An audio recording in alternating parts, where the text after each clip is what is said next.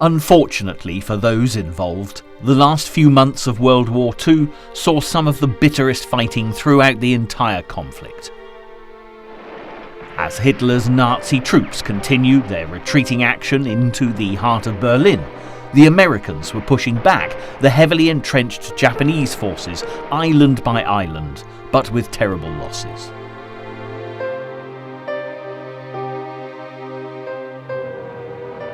The final few battles for the Pacific and European theatres had been set up by years of battle around the globe, from the deserts of northern Africa to the muddy fields of Western Europe, and the cold Russian landscape to the humid jungles of Indonesia.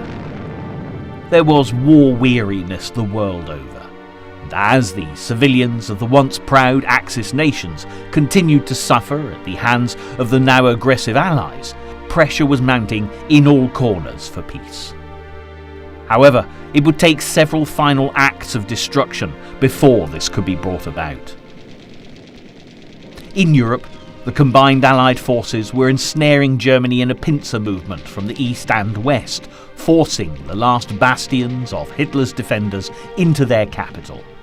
The push was really gathering pace, and by April 1945, the empire that the Führer had promised would last 1,000 years seemed on the verge of collapse. There were also considerable advances being made in the Pacific, with the Americans preparing for Operation Iceberg. The target was Okinawa, only 340 miles from southern Japan, and the largest of the Ryukyu chain of islands. If an amphibious landing was successful, Okinawa would provide the Americans with a springboard for the final invasion of mainland Japan. Less than a week earlier, Iwo Jima, the first island in the Japanese archipelago to be invaded by the Americans, had finally been declared secure after 6 weeks of bitter fighting.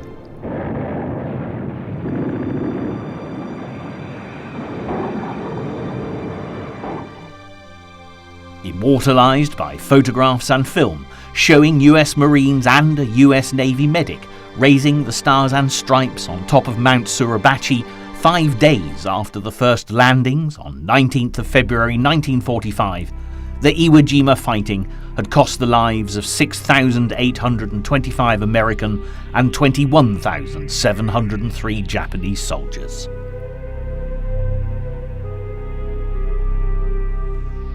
Although an Allied victory, the Battle of Iwo Jima was a chilling prelude to Operation Iceberg.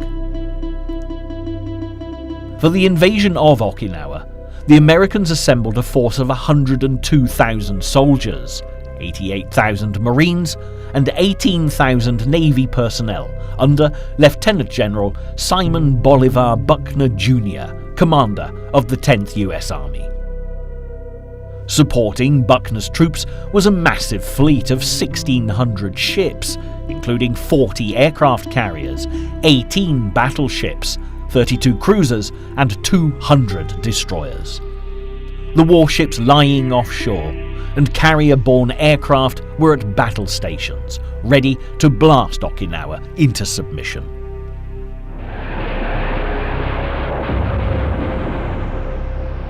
The bombardment of the beaches at Hagushi began at 6 a.m. and lasted for a grueling 3 hours. However, when soldiers from the 3rd Amphibious Corps stormed ashore, they found no opposition at all. Follow-up troops rapidly headed inland and had, by noon, taken the airfields at Kadena and Yomitan. By nightfall, the 10th Army had more than 60,000 men ashore, and the beachhead was now 9 miles wide. But the Japanese were nowhere in sight. In fact, Okinawa's Japanese garrison had positioned itself well inland to avoid American naval gunfire, many concealed in the caves of the island's rocky landscape. The Japanese 32nd Army defending the island was 120,000 strong, and 70,000 of them were regular army troops. They were good, battle-experienced men, but the remaining 50,000 were a mix of naval troops and locally conscripted islanders who were poorly trained and inadequately equipped. Even so, the Japanese had plenty of artillery, and the terrain without a doubt favoured a defensive position. At 60 miles long, being an average 8 miles wide, much of Okinawa was made up of hills covered with pine forests and thick undergrowth. Renowned for constructing strong and well-concealed defensive positions, the Japanese were ready and waiting for the enemy as the battle for Okinawa commenced. But by April the 3rd, the Americans had reached the eastern shore, effectively splitting the Japanese forces on Okinawa in two. General Buckner quickly initiated Phase 2 of his plan, the objective of which was to take the northern half of the island. The 6th Marine Division advanced towards the Motobu Peninsula on the western side of the island, where they encountered Japanese troops defending a natural fortress of wooded ridges and ravines.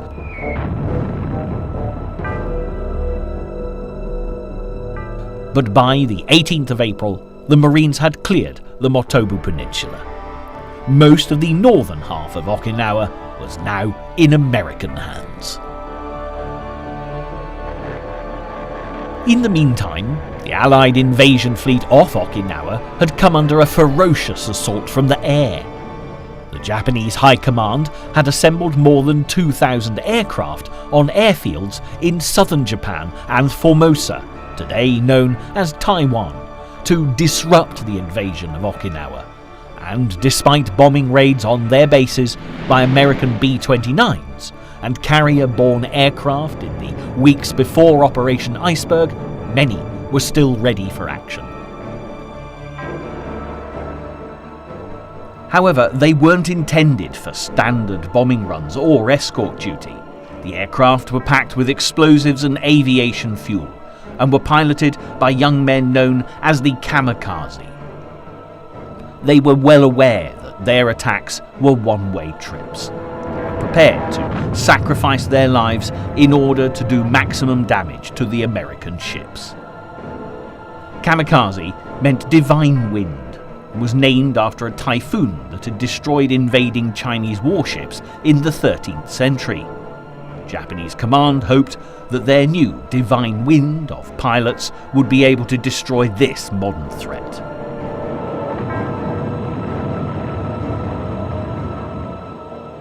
On April the 6th, 1945, the Japanese Operation Chrysanthemum began with massed kamikaze attacks on the Allied invasion fleet. Although fired up with fanatical devotion to their emperor, most of the kamikaze pilots were novices, and Allied fighters managed to shoot dozens of them down well before they had a chance to do any damage. But there were plenty of kamikaze who did succeed in breaking through, and for 2 days, anti-aircraft gunners on board Allied warships fought desperately to knock them out of the sky.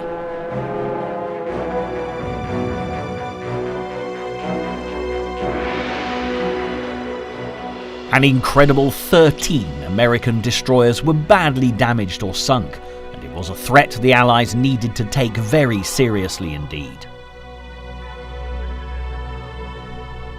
Over the next 3 months, several hundred more kamikaze pilots smashed their explosive-filled aircraft into Allied warships, with the vast majority being killed in the process. By the time the conflict on Okinawa came to a close, this type of attack had sunk 36 vessels and damaged another 368. The loss of American lives was even greater though, with 4,907 sailors killed and a further 4,874 wounded, all by kamikaze attacks. Despite these losses, survivors needed to prepare themselves, as the land battle for Okinawa was just beginning. The highest concentration of Japanese forces were to the south of the island, and on the 4th of April, General Buckner ordered the 24th Army Corps to advance in a southerly direction from the American beachhead. As the 7th and 96th Infantry Divisions pushed on towards Shuri, Okinawa's ancient capital, they met fierce resistance from Japanese troops defending a position the Americans had christened Cactus Ridge. There was a bitter hand-to-hand struggle for Cactus Ridge, but by the 9th of April, the Japanese had been toppled from their vantage point, but at a high price, with 1,500 American casualties. But the way to Shuri was still barred by Japanese defenders along the Kazuku Ridge, and the fierce fighting continued until superior American firepower forced the island's defenders to call off further attacks. Even so, Buckner's advance had stalled, and the fight for Okinawa was anything but over. While the fighting across the island intensified, the war in Europe finally came to a close. On the 2nd of May 1945, the remaining German military, now without their illustrious Führer, capitulated to the Russians, sending a signal to all those involved that the end of the Second World War was in sight. Elsewhere in the Pacific, the British had forced their way through imperial defences in Burma, finally taking Rangoon. The Japanese mainland was also being attacked with little opposition, and in the Philippines, American troops, led by General Douglas MacArthur, had managed to contain more than 200,000 Japanese soldiers on the islands of Mindanao and Luzon. Again, resistance was fierce as the Japanese fought bitterly to hang on to their mountain strongholds. But on the 26th of June, MacArthur was finally able to declare that the Philippines campaign was over. Ironically, it was also late June, the 22nd to be precise, that the Okinawa campaign was declared officially over. It had lasted a grueling 87 days, and more than 100,000 Japanese soldiers had perished in the fighting, with at least another 7,000, mostly local conscripts, taken prisoner. A further 100,000 Okinawan civilians are also thought to have died during the fighting. Although victorious, the Americans paid a terrible price, suffering more than 50,000 casualties with at least 12,000 fatalities. Figures like this really hit home that despite the war in the European theatre being over for more than 6 weeks, World War II was still very much continuing. The Japanese had repeatedly served notice that concluding the fighting in the Pacific was going to take all the Allies' resolve to see it through. However, there was an alternative to continued island-hopping invasions. A new technology was being trialled in the United States, one so devastating as to cause any nation it was used against to have no option but to capitulate. Secretly, since 1939, America had, in cooperation with the UK and Canada, been working on the Manhattan Project. Based on Einstein's work in nuclear fission, scientists had been diligently performing research with his theories, and on the 16th of July, a breakthrough was made. The atom bomb had been created, and Harry S. Truman, only in office for a few weeks, was now responsible for its use. Meanwhile, as war continued to rage in the Pacific, there was still no end in sight for the battles of the Far East. For the Japanese, to surrender was a fate worse than death, and driven by ancient traditions, they were determined to fight to the very last man. As Allied casualties continued to rise, and the United States prepared for their invasion of the Japanese home islands, there were soon grave decisions to be made. And in the final stage of the global conflict, steps would be taken to defeat the Eastern enemy, which would transform the face of war forever.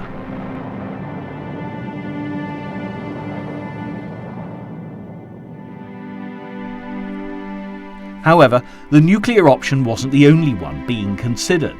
Throughout the spring of 1945, Allied troops had driven back the Japanese into the core of their home territory, making it possible for a full-scale invasion of mainland Japan. With this in mind, plans were put together for a massive operation known as Downfall. Japan was an archipelago made up of thousands of mountainous and volcanic islands, making the invasion a daunting prospect.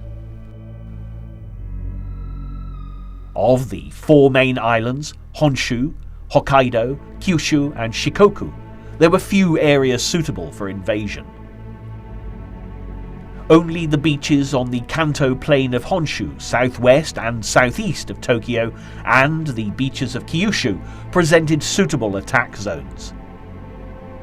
The Allies decided that a 2-stage invasion should be launched, the first of which, codenamed Operation Olympic, would attack southern Kyushu.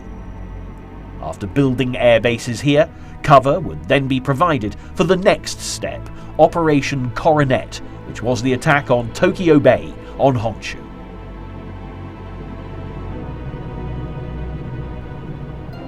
Operation Olympic was scheduled for November 1st, 1945, and the combined naval armada would be the largest ever assembled in the history of warfare. 14 US divisions were scheduled to take part in the initial landings, and once the invasion of Honshu was underway, 25 divisions would be involved. The main concern for the Americans was the potential for huge casualty rates. The Japanese had demonstrated that they were willing to fight to the death if necessary, and there were also fears of biological warfare, which the Japanese had used during their war with China. It was estimated that there could be over 1 million US casualties during the attack.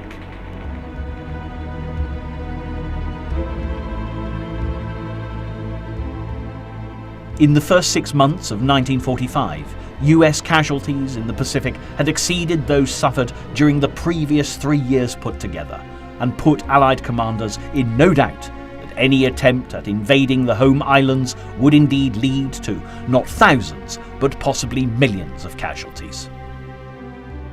As Operation Downfall was begrudgingly put together, President Truman and his generals were faced with an incredibly tough decision.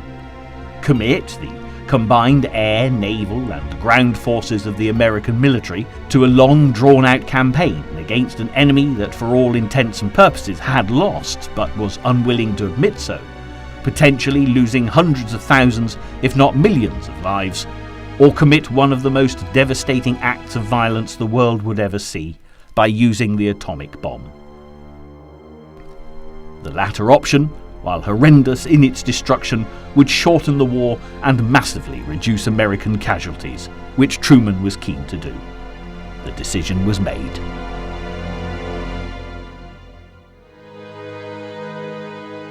As Truman began to make all attempts to exclude the Soviet Union as an invading force, the race for Japan was on. At 20th Air Force Headquarters in the Marianas, Curtis LeMay and his staff worked around the clock to devise a plan for the use of the new top-secret weapon against the enemy. The Soviets, in the meantime, were gathering forces on the border with Manchuria in southeast China, in preparation for their agreed invasion of Japanese territory, scheduled for August the 8th, exactly 3 months after the surrender of Nazi Germany. 2 days before the proposed invasion, the Allies received an inscrutable message from the Japanese Prime Minister. This was the final gesture of defiance for Truman, who ordered that a B-29 named the Enola Gay, after the pilot's mother, be loaded with the atomic bomb. It took off from the main runway on the island of Tinian and set off for its target, an important military centre called Hiroshima, civilian population 300,000. It was a calm, sunny Monday morning, and the city was bustling with activity, when at 8:15 a.m. the bomb was suddenly dropped.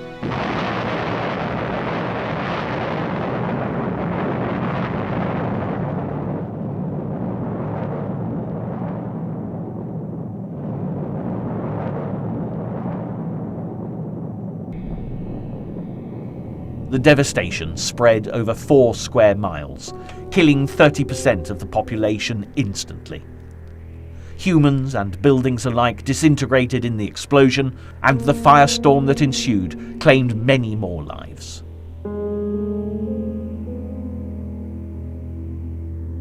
All that was left of Hiroshima by the time the smoke had cleared was a wasteland of flattened streets, many of its inhabitants now nothing but shadows, burnt into crumbling walls by the blast of white light. 4 hours after the attack, the Japanese government didn't know what had happened, and were only given some indication when a plane was dispatched to survey the city. A huge cloud of smoke was still rising above Hiroshima, but the true horror of the situation was only just beginning. The Japanese soon realised that this attack was far more devastating than any that had gone before, not simply because of the massive damage done to the city, or the fact that so many died in the initial explosion, but that there was little hope for any survivors in the area. Almost all those that didn't succumb to the initial blast were now dying in a much slower and painful manner, radiation sickness. While Japan reeled from the attack, President Truman made the announcement that the atomic bomb had been dropped on Hiroshima, and sternly warned if the Japanese do not now accept our terms, they may expect a rain of ruin from the air, the like of which has never been seen on Earth. 2 days after the attack on Hiroshima, the Soviets began to storm across the borders into Manchuria on August the 8th, ending all hopes the Americans had of keeping the Soviets out of the Pacific Theatre. But Tokyo still failed to respond to the call for an unconditional surrender, and on August the 9th, Truman carried out his threat by dropping another bomb on Japan, this time on the city of Nagasaki. As another city crumbled into ruin, the Japanese government and the emperor realized they no longer commanded the fate of their country. Faced with further nuclear attacks, Emperor Hirohito was forced to put aside any hopes of an honourable end to the war. The endurable must be endured, he announced, and finally, on August the 14th, Japan accepted the Potsdam Declaration and agreed to unconditional surrender. 1 day later, President Truman made the speech that the world had been waiting for. Forwarded to that government by the Secretary of State on August 11th. I deem this reply a full acceptance of the Potsdam Declaration, which specifies the unconditional surrender of Japan. On August the 30th, US troops of the 6th Marine Division landed on a beach south of Tokyo, marking the beginning of America's occupation of Japan. And as US command was firmly established, the stars and stripes were triumphantly raised over the Japanese homeland.